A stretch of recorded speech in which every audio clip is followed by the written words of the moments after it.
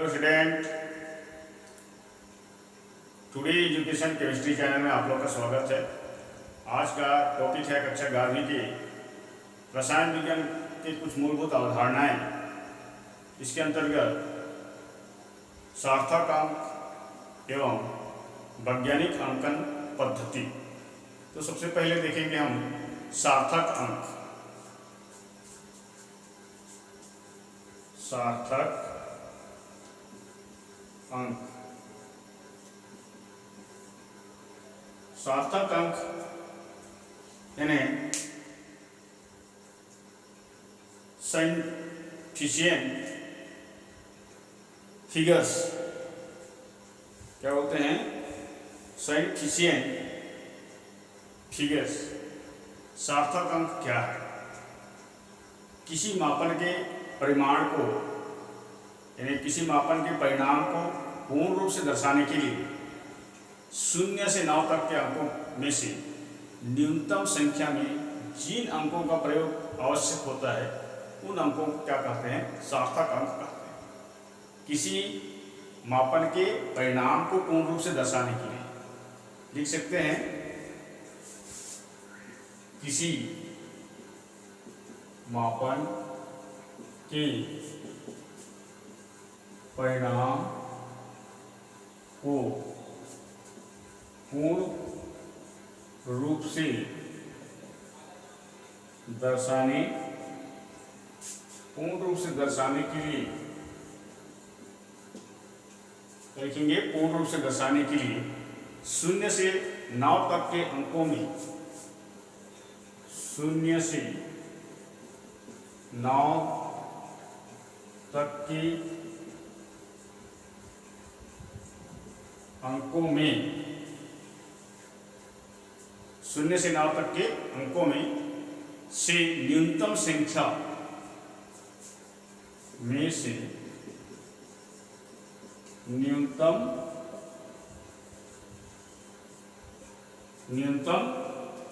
संख्या में जिन अंकों का प्रयोग आवश्यक होता है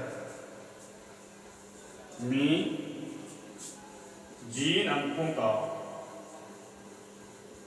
अंकों का प्रयोग आवश्यक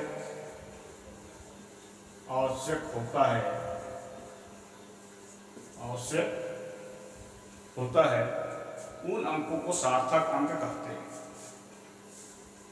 उन अंकों को सार्थक अंक कहते हैं। तो किसी मापन के परिणाम को पूर्ण रूप से दर्शाने के लिए 0 से 9 तक के अंक में से न्यूनतम संख्या में जिन अंकों का प्रयोग आवश्यक होता है उन अंकों को क्या कहा जाता है? सार्थक अंक कहते हैं। अथवा किसी संख्या को उन अंकों जो 0 से लेकर 9 तक को जिनके द्वारा किसी भौतिक राशि के परिमाण को पूर्णतः उसके यथार्थ मान तक व्याप्त करते हैं, सार्थक अंक कहलाते हैं।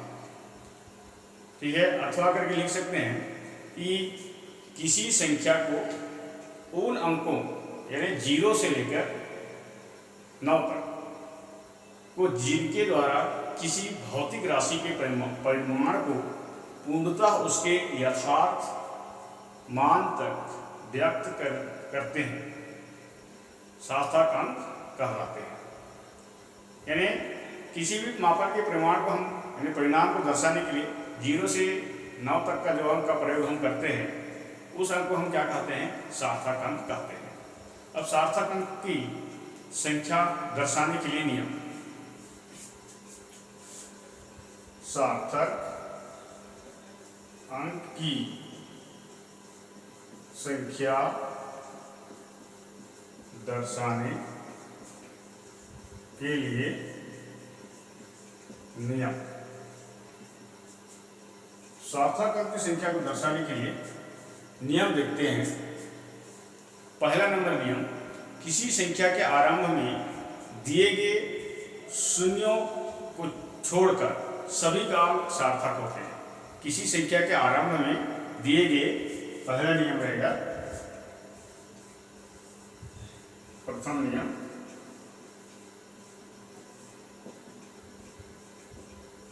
प्रथम नियम क्या है कि किसी संख्या के आरंभ में से, किसी संख्या की आरंभ में से, किसी संख्या के आरंभ में से दिए गए शून्य को छोड़कर, आरंभ में दिए गए शून्य को छोड़कर, दिए गए शून्यों को छोड़कर सभी अंक सार्थक होते हैं, सभी अंक सार्थक होते हैं।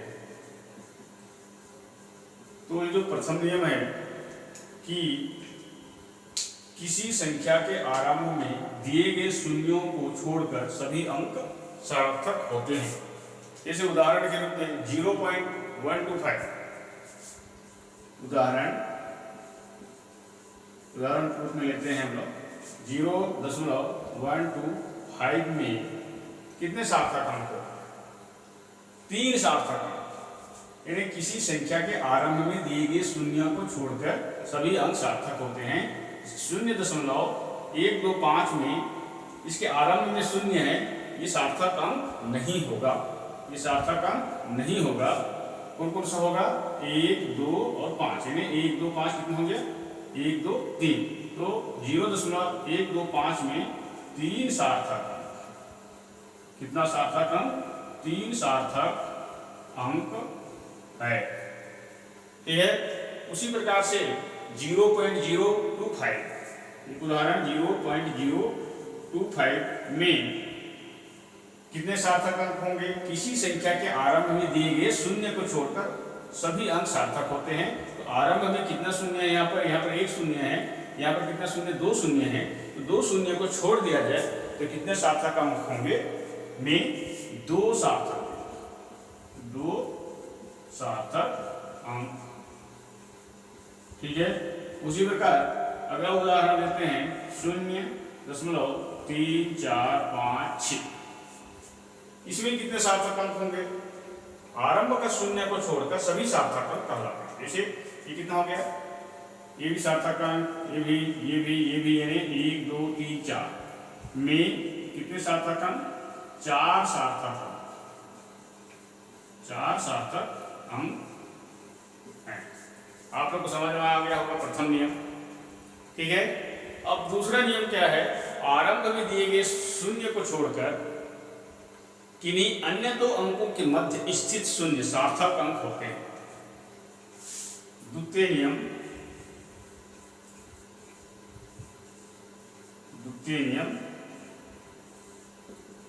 क्या कहता है कि आरंभ में दिए गए शून्य को छोड़कर, आरंभ में दिए गए शून्य को छोड़कर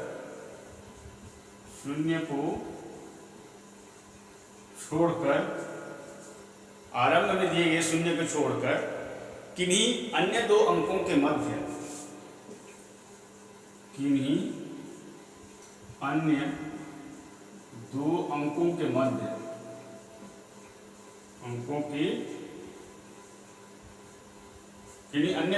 के मध्य स्थित शून्य सार्थक अंक होते हैं। मध्य स्थित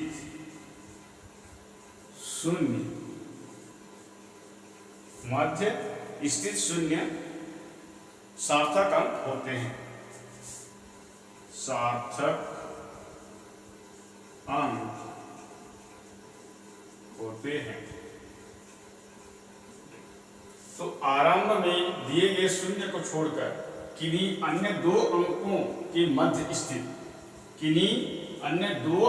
के मध्य स्थित शून्य सार्थक अंक होते हैं। उदाहरण के रूप में हम लेते हैं 8.205। उदाहरण में 8.205 में कितने सार्थक अंक होंगे? 1 2 3 4, 4 सार्थक अंक है, 4 सार्थक अंक है। यानी आरंभ का शून्य को छोड़कर किसी दो अंकों के मध्य जो शून्य होता है वो सार्थक अंक होते हैं। उसी प्रकार से जैसे 8.0024, 8.0024 में कितने सार्थक अंक होंगे? 1 2 3 4 5, 5 सार्थक अंक,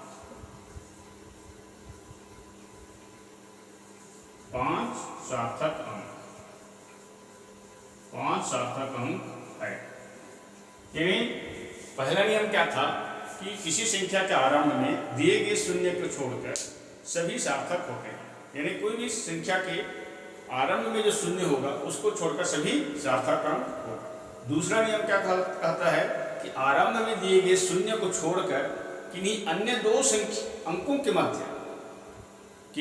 दो अंकों के मध्य स्थित शून्य सार्थक होते हैं। जैसे 8.205 कितने सार्थक अंक है? 1 2 3 4। उसी प्रकार 8.0024 में 5 सार्थक अंक है। ठीक है। तीसरा नियम देखते हैं। तीसरा नियम क्या कहता है कि किसी संख्या के दाईं ओर स्थित सभी शून्य सार्थक होते हैं। तृतीय नियम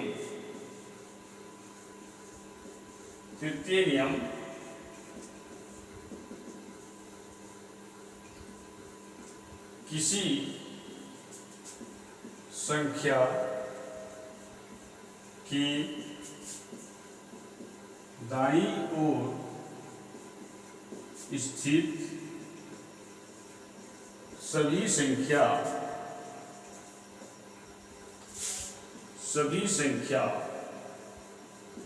सार्थक होते हैं, सार्थक अंक होते हैं। सभी संख्या सार्थक अंक होते हैं। यानी किसी संख्या के दाईं ओर स्थित सभी शून्य सार्थक होते हैं। सभी, यहां पर किसी संख्या के दाईं ओर स्थित सभी शून्य सार्थक अंक होते हैं। ठीक है। तो जैसे उदाहरण को देखते हैं। उदाहरण में जैसे 8 4 8 5 4 0 0 0, यानी कई दहें सैकड़ा हजार 10,000 लाख 8,54,000 कितने सार्थक अंक होंगे? 1 2 3 4 5 6 में 6 सार्थक अंक है। ठीक है।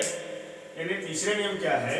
किसी संख्या की दाईं ओर स्थित सभी शून्य सार्थक अंक होते हैं। इनके दाईं ओर स्थित सभी शून्य, चाहे 3 शून्य है तो तीनों सार्थक होंगे, 4 शून्य हो तो चारों होंगे, 5 शून्य हो तो पांचों सार्थक अंक होंगे।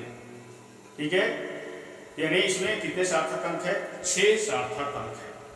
उसी प्रकार से आप देखते हैं इसका जो चौथा नियम देखते हैं। वैज्ञानिक अंकन घातीय अंकनों में संख्यात्मक भाग, इसका चतुर्थ नियम लिखेंगे। चतुर्थ नियम वैज्ञानिक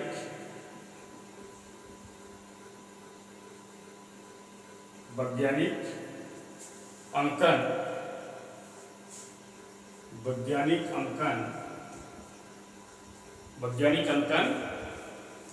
घातीय अंकनों में संख्यात्मक भाग, घातीय अंकनों में संख्यात्मक भाग सार्थक अंकों की संख्या दर्शाता है।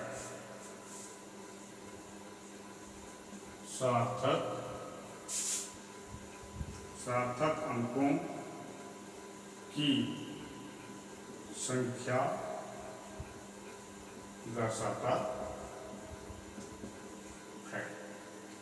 ठीक है, यानी वैज्ञानिक अंकन जो है घातीय अंकनों में संख्यात्मक जो भाग होता है वो सार्थक अंकों को दर्शाता है। इसको दर्शाता है, सार्थक अंकों की संख्या को दर्शाता है। तो प्रत्येक संख्या को n गुणित 10 का घात n के रूप में दर्शाया जा सकता है। इसको संख्यात्मक भाग सार्थक अंकों की संख्या, सार्थक अंकों की संख्या दर्शाता है। प्रत्येक संख्या को, इसके आगे लिखेंगे प्रत्येक संख्या को n गुणित 10 का घात n के रूप में दर्शाया जा सकता है, के रूप में दर्शाया जा सकता है। किसके रूप में दर्शाया जाता है? n गुणित 10 का घात n के रूप में, जहां पर n क्या है? घातांक है, स्मॉल n, जहां n बराबर एक घातांक है और कैपिटल N जो है, कैपिटल N ये क्या है? शून्य को छोड़कर वह एक एकल संख्या है। कैपिटल N बराबर शून्य को छोड़कर वह एकल, क्या लिखेंगे? एकल संख्या है। क्या है? एकल संख्या है जिसके बाएं तरफ दशमलव बिंदु लगा हो, जिसके बाएं तरफ दशमलव बिंदु लगा हो। इन्हें जो चतुर्थ नियम क्या कहता है कि वैज्ञानिक अंकन घातीय अंकनों में संख्यात्मक भाग सार्थक अंकों की संख्या दर्शाता है। प्रत्येक संख्या को n का गुणित 10 का घात n के रूप में दर्शाया जा सकता है, जहां स्मॉल n क्या है? एक घातांक है और कैपिटल N क्या है? कैपिटल N बराबर शून्य को छोड़कर वह एकल संख्या है जिसके बाएं तरफ दशमलव बिंदु लगा होता है। ठीक है, मान लो कोई संख्या, एक उदाहरण को लेते हैं, मान लो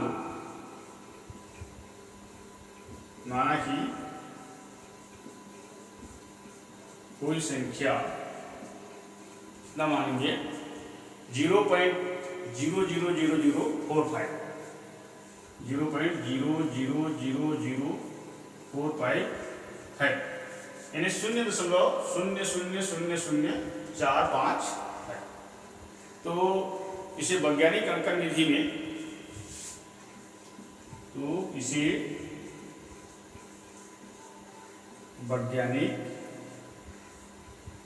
अंकन विधि में, वैज्ञानिक अंकन विधि में क्या लिखेंगे? 4.5 गुणित 10 का घात -5 लिखा जाएगा। 10 का घात -5 लिखा जाता है। ठीक है, यानी ये जो 4 के इसके बाईं ओर जो संख्या है, इसीलिए इसको माइनस में लिखेंगे। अगर दाईं ओर संख्या रहता तो बाईं ओर जो शून्य है, इसीलिए इसको माइनस में लिखेंगे। अगर 4, 5, 45 के दाईं ओर अगर शून्य रहता तो उसको प्लस में लिखते। ठीक है, तो 4.5 गुणित 10 का घात 1, 2, 3, 4, 5 कितना शून्य है? 5 शून्य, तो -5 लिखा जाएगा। इसमें सार्थक अंकों की संख्या कितना होगा? इसमें सार्थक अंकों की संख्या, इसमें सार्थक अंकों की संख्या अंकों की संख्या 2 है। मात्र 4.5 इसी में सार्थक अंक गिनती करेंगे कितना है, 2 है। अब एवोगैड्रो संख्या देखते हैं। एवोगैड्रो संख्या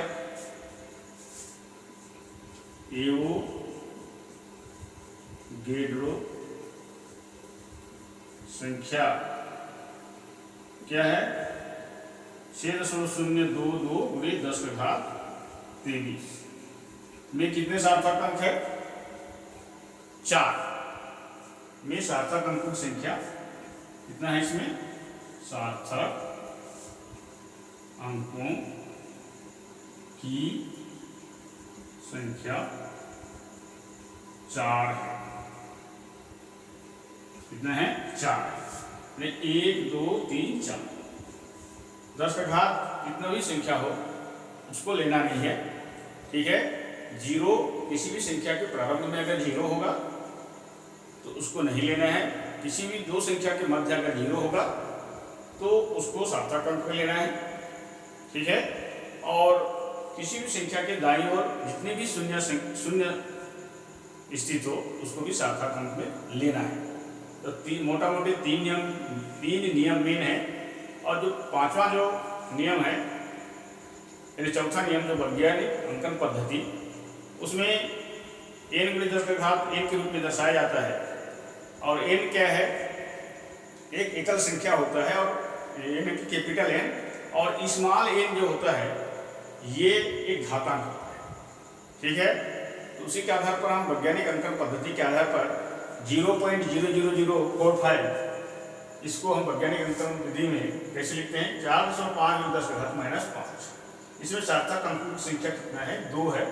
एवोगैड्रो संख्या में सार्थक अंकों की संख्या कितना है, 4। अब जो हेडिंग रहेगा वैज्ञानिक अंकन पद्धति, वैज्ञानिक अंकन पद्धति, वैज्ञानिक अंकन पद्धति। अब वैज्ञानिक अंकन पद्धति किसको कहेंगे, वैज्ञानिक अंकन पद्धति में संख्याओं को उनके 10 के घात के रूप में लिखा जाता है। वैज्ञानिक अंकन पद्धति में इधर लिख सकते हैं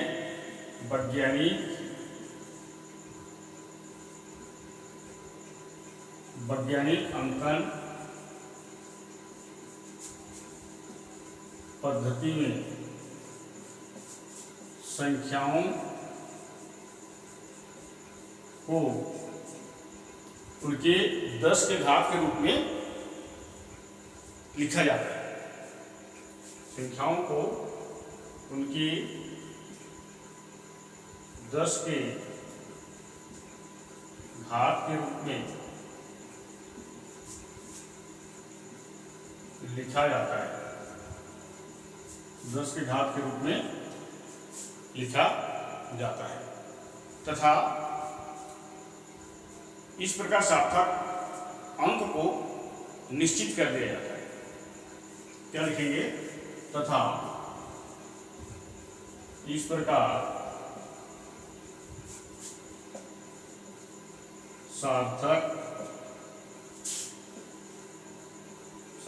अंक को निश्चित कर दिया जाता है, ठीक है। यानी वैज्ञानिक अंकन पद्धति में संख्याओं को उनके 10 की घात के रूप में लिखा जाता है तथा सार्थक अंक को एक निश्चित कर दिया जाता है। उदाहरण के रूप में देखते हैं, माना कि 80,000 एक संदिग्ध संख्या है। यहाँ पर उदाहरण लेते हैं। उदाहरण, माना कि 80,000 एक संदिग्ध संख्या है। कितना, 80,000 एक संदिग्ध संख्या है। उसके सार्थक अंकों की संख्या 3, उसकी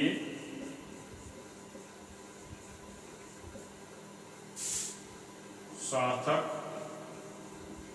अंकों की संख्या, सार्थक अंकों की संख्या 3, सार्थक अंकों की संख्या 3 निश्चित करके, सार्थक अंकों की संख्या 3 निश्चित करके उसे 4 प्रकार से दर्शाया जा सकता है। उसे 4 प्रकार से दर्शाया जा सकता है। कितना माने हैं? 8 के बाद 4 जीरो यानी 80,000। एक संदिग्ध संख्या है, उसके सार्थक अंकों की संख्या 3 निश्चित करना है। इसके सार्थक अंक कितना करना है? 3 निश्चित करके उसे 4 प्रकार से दर्शाया जा सकता है। पहला नंबर क्या है? पहला नंबर कैसे दर्शाएंगे? 800 गुणी 10, ठीक है। दूसरा नंबर इसको कैसे दर्शाएंगे? 80.0 गुणी 10 का घात 2,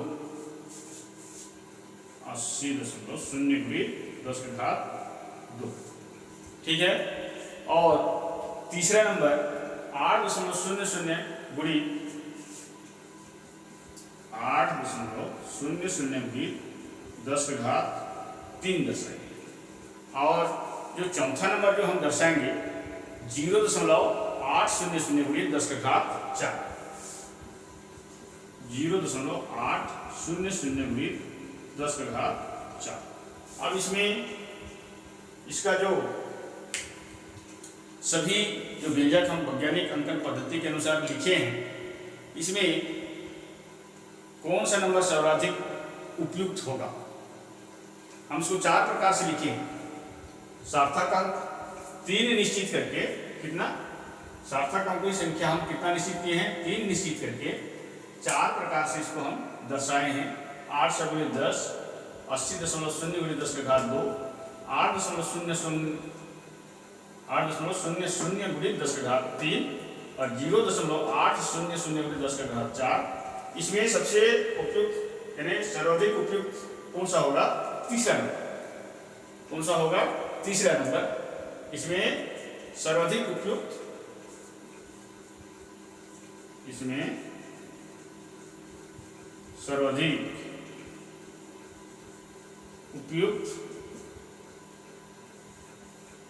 कौन सा है? तीसरा नंबर। तीसरा नंबर में क्या है?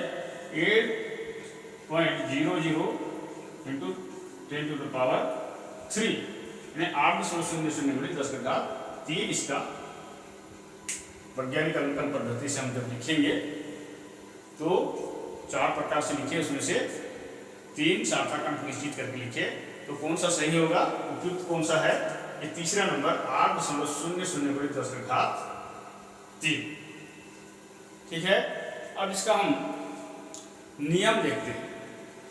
वैज्ञानिक अंकन पद्धति का जो नियम है, नियम क्या कहता है कि वैज्ञानिक अंकन विधि में किसी संख्या को 1 से 10 के बीच किसी खंड के रूप में लिखा जाता है। कोई भी संख्या हो, वैज्ञानिक अंकन पद्धति में जब हम लिखते हैं, या फिर वैज्ञानिक अंकन पद्धति या विधि इसको कहते हैं, जब हम वैज्ञानिक अंकन विधि से किसी भी संख्या को जब लिखते हैं तो उसको 1 से 10 के बीच किसी खंड के रूप में लिखा जाता है सबसे पहले। फिर इसको क्या करते हैं? जैसे 10 से फिर गुणा करके 10 पर कोई उपयुक्त घात लगा दिया जाता है। सबसे पहले खंड के रूप में लिखेंगे, 1 से लेकर 10 तक के बीच के खंड के रूप में लिखेंगे।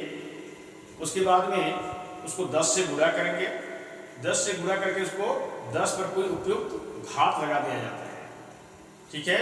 ये जो उपयुक्त घात की संख्याओं के लिए ये धनात्मक तथा छोटी संख्याओं के लिए ऋणात्मक, ठीक है। धनात्मक और ऋणात्मक संख्या ये दोनों हो सकता है। तो सबसे पहले क्या लिखेंगे? वैज्ञानिक अंकन विधि में किसी संख्या को 1 से 10 के बीच में किसी खंड के रूप में लिखते हैं। उसके बाद उसको 10 से गुणा करके 10 पर कोई उपयुक्त घात लगा दिया जाता है। देखते हैं उदाहरण के रूप में। उदाहरण के रूप में जैसे 5000 है, पहला नंबर कितना है 5000। इसको जब हम लिखेंगे वैज्ञानिक अंकन विधि से लिखेंगे तो कैसे लिखेंगे 5.0 गुणित 10 के घात 3, 5.0 गुणित 10 के घात 3 लिखेंगे। ठीक है। उसी प्रकार से यदि दूसरा नंबर दे दिया है, ये है आपका दूसरा नंबर 48 के बाद कितना जीरो है 3 जीरो और एक जीरो लगा देते हैं, यानी 4,80,000 हो। ठीक है। इसको जब हम वैज्ञानिक अंकन विधि से लिखेंगे तो 4.8 गुणित कितना करेंगे 4.8 गुणित 10 के घात कितना करेंगे 1 2 3 4 5, 4 दशमलव के बाद कितना अंक हो रहा है 1 2 3 4 5, कितना हो जाएगा 10 के घात 5 हो जाएगा। कितना हो जाएगा 10 के घात 5। इससे पहले एक देखे थे जिसमें कितना था 0.00045, उसको हम कैसे लिखे गए थे 4.5 गुणित 10 के घात -5 लिखे थे। ठीक है। तो ये हो गया कितना हो जाएगा 4.8 गुणित 10 के घात 5। उसी प्रकार से एक संख्या और लेते हैं, जैसे तीसरा नंबर 0.00030 लगाएंगे 0.0028 तो लिखेंगे 28। इसको वैज्ञानिक अंकन विधि से लिखेंगे तो 2.8 गुणित 10 के घात -4, 2.8 गुणित 10 के घात -4, क्योंकि 0 28 के बाईं ओर है इसलिए माइनस में लिखिए, इसमें 48 के दाईं ओर में 0 है, 0 है, इसलिए +5 में आया। ठीक है। उसी प्रकार से एक मोल में कणों की संख्या, चौथा नंबर एक मोल में कणों की संख्या, एक मोल में कणों की संख्या को हम बराबर कितना होता है 6.022 गुणित 10 के घात 23। एक डेढ़ संख्या मोल, एक मोल बराबर, ठीक है, एक मोल बराबर कितना होता है, इसके पिछले लेक्चर में हम लोग पढ़ चुके हैं मोल कॉन्सेप्ट, मोल अवधारणा। तो 6.022 गुणित 10 के घात 23 इलेक्ट्रॉन की सांख्यिकी यानी द्रव्यमान, जैसे पांचवा नंबर इलेक्ट्रॉन की सांख्यिकी, इलेक्ट्रॉन की सांख्यिकी बराबर कितना होता है 9.1 गुणित 10 के घात -28, 9.1 गुणित 10 के घात -28 ग्राम। ठीक है, इलेक्ट्रॉन का द्रव्यमान। अब इसको हम, ये तो हो गया आपका वैज्ञानिक अंकन विधि का लिखने का नियम। वैज्ञानिक अंकन विधि में यानी वैज्ञानिक संकेतन विधि में कैसे लिखा जाता है। ठीक है। यहाँ पर 5000 को हम 5.0 10 के घात कितना किए 3 थे, 4,80,000 को 4.8 गुणित 10 के घात 5, 0.00028 को हम 2.8 गुणित 10 के घात -4। एक मोल में कणों की संख्या कितना होता है 6.022 गुणित 10 के घात 23। इलेक्ट्रॉन की सांख्यिकी द्रव्यमान बराबर कितना होता है 9.1 गुणित 10 के घात -8। ठीक है। अब गुणा एवं भाग, गुणा एवं भाग जो वैज्ञानिक अंकन विधि से, वैज्ञानिक अंकन पद्धति से यानी वैज्ञानिक संकेतन के द्वारा दिया रहेगा, उसको हमको गुणा या भाग कैसे करना है। जैसे गुणा कैसे करना है, जैसे एक क्वेश्चन मान लो दिया है 2.3 गुणित 10 के घात 4, यहाँ पर लिख देंगे गुणा एवं भाग 2.3 गुणित 10 के घात कितने दिया है 4। ठीक है। उसके बाद और एक इसी के साथ गुणा करके दिया है 3.5 गुणित 10 के घात 5, तो गुणा कितना रहेगा 3.5 गुणित 10 के घात 5। ये आपका क्वेश्चन हो गया। तो सबसे पहले हमको इसको क्या करेंगे कि इसके जो घातांक है उस घातांक की संख्या को सबसे पहले हमको क्या करना है, जोड़ेंगे इसको। कैसे करेंगे इसको, 2.3 गुणी ये दशमलव पहले क्या करेंगे, 2.3 गुणी 3.5, उसको गुणा चिन्ह करेंगे 10 का घात। घातक नियम में क्या होता है, घातक नियम, a की घात m इंटू a का घात n बराबर क्या होता है, a की घात m प्लस n।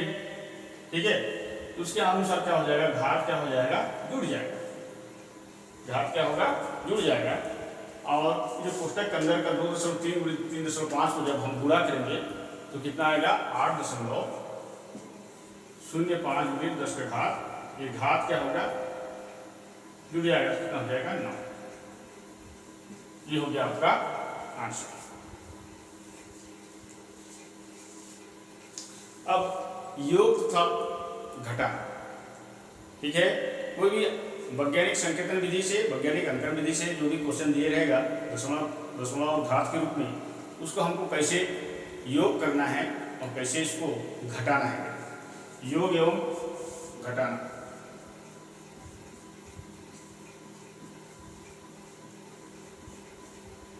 ये हो गया योग एवं घटाना। जैसे 4.53 क्वेश्चन दिया है,